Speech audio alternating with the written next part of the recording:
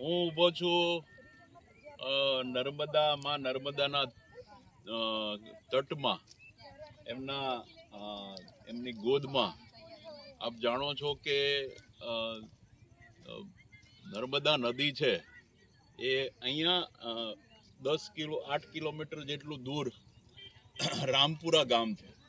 અહીંયા દેખાય છે, સામે દેખાય છે એ તિલકવાડાનો કામચલાઉ બ્રિજ છે. જે બ્રિજ આ પરિક્રમા દરમિયાન પ્રવાસીઓને, યાત્રિકોને ક્રોસ કરવા માટે બનાવવામાં આવ્યો છે અને આ યાત્રા બહુ પવિત્ર માનવામાં આવે છે.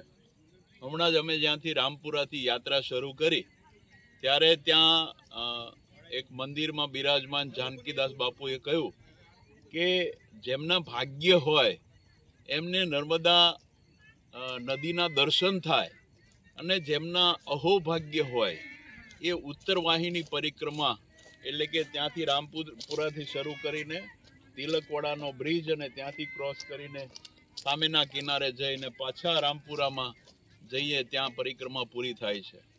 આજે આ પવિત્ર દિવસે સોમવારના દિવસે માતાજીનું અનુષ્ઠાન ચાલી રહ્યું છે ત્યારે આ નર્મદા પરિક્રમાનો અવસર પ્રાપ્ત થયો છે. હું નર્મદા નદીના એ માતાજીની ગોદમાં ઊભો છું અને એમને વારંવાર નમન કરું છું, વંદન કરું છું. નર્મદે હર.